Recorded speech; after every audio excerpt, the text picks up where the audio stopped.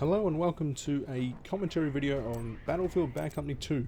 My name is Rashman and today we are doing a reflective discussion to myself, coupled with this video, on the topic that's in the title, Sometimes the Old Way is the Best. And it's just something it's a notion, it's a sentence, it's a thought that's been on my mind of late. Just thinking about how people of all different ages and generations talk about how life was better back in the day, and like even someone like myself in age 26, I can look back at take a more objective look at my upbringing in the context of digital technology and say, gosh, wasn't it, whilst I was in the beginning of it, wasn't it just a little bit more simple, a little better? Whereas these days it's phones and cryptocurrencies and YouTube and all the other social media platforms and internet, all those different avenues are everywhere, and we're constantly immersed and kind of, in a way, stuck or trapped in it. But is a potential way to look at it. Not that I think we are trapped. We still have the capacity to pull ourselves away from those agencies, those structures. But it's definitely enmeshed into our lives. But to start off, I wanted to discuss at a more micro level gaming and the fact that this is a Bad Company 2, and how it's a 10-year-old game, and it's an old game in the context of shooters, particularly. There's so many other Battlefields having come out, Call of Duties, and a whole list of first-person shooters that I can mention. But this one is, I would look at, because I can pick up this game once a year, or every year or so, and just enjoy a few hours of casual, simple shooter fun, excitement, explosions, and helicopter flying, tanks, etc.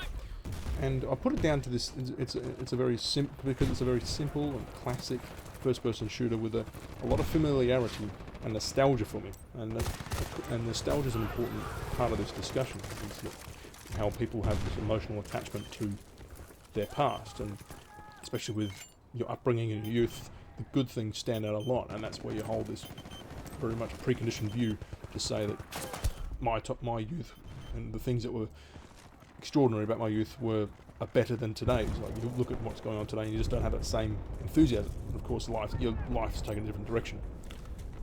But in general, there's plenty of the way I play games is I don't have too. I have a lot, but I only play a few, and that's because there's a lot of the games I like to play are the ones that I have just simple entertainment value of, and they don't have to be too complicated. And case in point, like some of the games I play every so often are Age of Empires, the second, HD, the first Country of Heroes, Civilization 5, and in previous years, up till recently really, even RuneScape, like those sort of games. And there's a few others as well I could put to the list as well. But these old games, which for me have that nostalgic feel to it, and from that familiarity. Whereas these days, the new games, whilst they innovate and they've expand upon, and they release new content and enhance and all the graphics, etc. Like they can tell if you're watching the video closely enough, you'll notice the graphics are a little dated. Well, definitely are dated. The movement's all clunky, and even changing between firing the main rifle and the underbarrel grenade launcher deletes the red dot sight, so it's not perfect by any means. But it's that nostalgic familiarity that goes back 10 years for me playing this when it came out. And that's kind of emblematic of life itself. And you can even say movies and TV shows kind of do fall in this branch. There's a lot of people out there, myself included, that will happily rewatch movies from a long time ago when they watched as a kid and think that was movies like that. They don't make movies like that anymore, sort of thing. So having that kind of nostalgic feel to the way things were.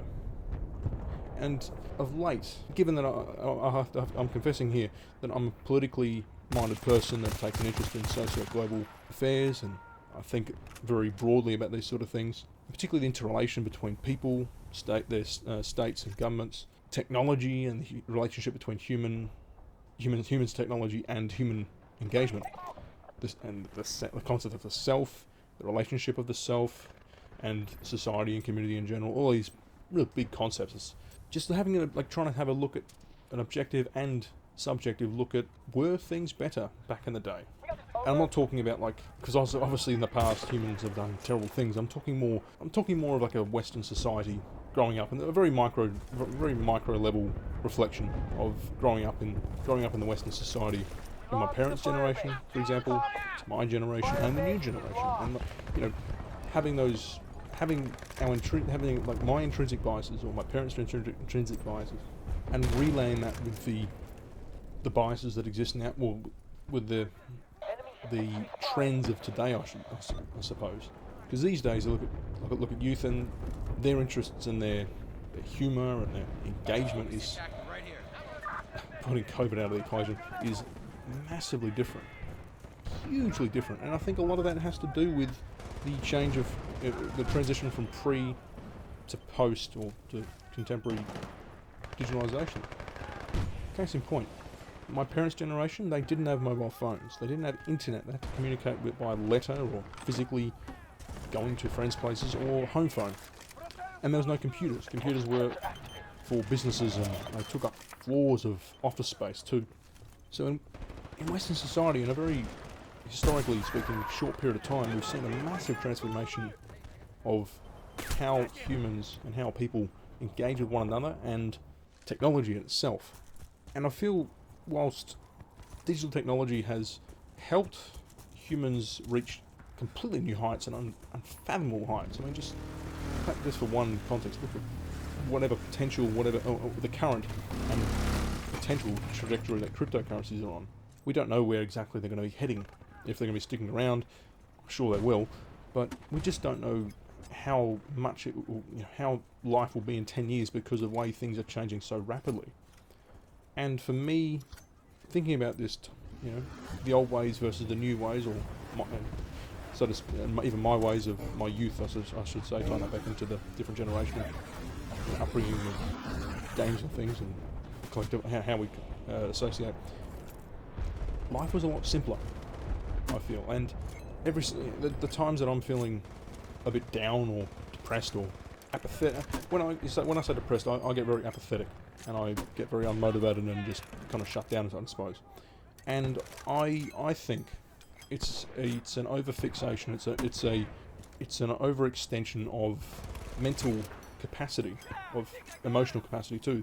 The human body is not, hasn't yet evolved, if it ever will, to comprehend the vast array, the sheer volume of digital technology that's in our lives these days. The way we're engaging one another, it's completely changed. The way we connect. Just think of dating in particular. Like, you ask how your parents met, and they all say, "Oh,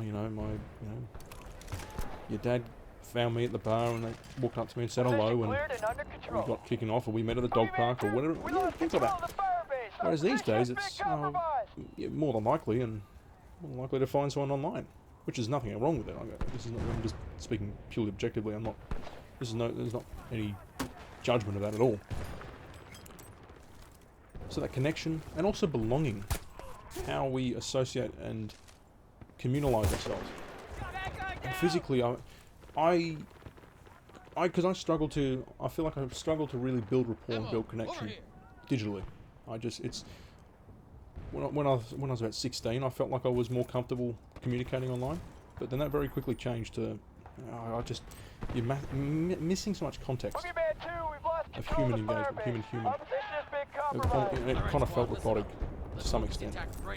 I mean, for me, it complements communicating online through social mediums complements physical relationships and actually being with people. But on the flip side, digital technology has allowed entire new communities, and thousands, if not millions, to build. And there's, I think of Discord communities, or I think Telegram. Telegram's a program I've heard of recently that I haven't actually looked into. Twitters and Instagrams and all these different groups that have been able to form. But again, it's just, I wonder and I question, was it? This is the part where I'm getting subjective. Was human connection better off pre-digitalisation than post-digitalisation, where we're all dialed in? I certainly I ponder it, because particularly kind of more frequently these days, even when I catch up with people and friends in person, a moment of quiet descends upon the group. No one's really talking. And more often than not, people will hop on their phones. And to me, I don't know if is that like an anxiety thing or is it a boredom thing? Because I'm more than happy just to, like, okay, conversations you don't have to be talking 24/7, or, you know, beginning to end, I should say, in a social outing of 2 to 6 hours, whatever it may be. But I just find it, because what the phone represents is it's a portal to the world, and you're able to interact and communicate with anyone, really, in any part of the world.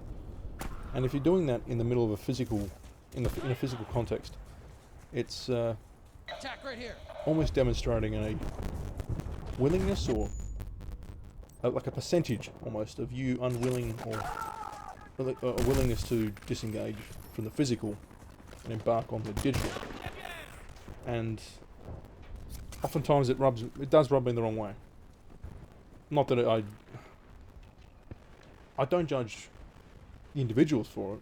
You know, you can't blame people for doing that, because again, our lives are so interconnected with the digital technology. It's hard not to, and these things are designed to get you gravitating towards them, because you are the market, you are the product, you are the experiment, you are what gives them revenue, what gives them power and influence. But I just feel that human to human connection, that skill almost, is really waning, and it's worrying, and it's sad, because I feel like we're not having a greater appreciation for people and the physical realm of life, I suppose. But these are just my thoughts. I mean, this is all that's been in my head of late, and I've a lot of it's very theoretical, but a lot of it's philosophical, and yeah. Perhaps I'll elaborate on this further at another date. I will do more videos like this soon. But for now, this brings us to the end of the video. Thank you for watching. Again, my name is Rashman. Like and subscribe if you, or even comment. I prefer it, actually. Your comments would be great if you have anything to say. Any opinions or perspectives, and what you actually think about old ways versus the new. And in the context of pre to post digitalization, and how people engage one another. Would you prefer a life without digital technology? Would you prefer your youth to be less digitally supercharged, so to speak? Comment below. Otherwise, take care. Have a nice day, night, whatever it may be, and I'll see you soon. Voice break.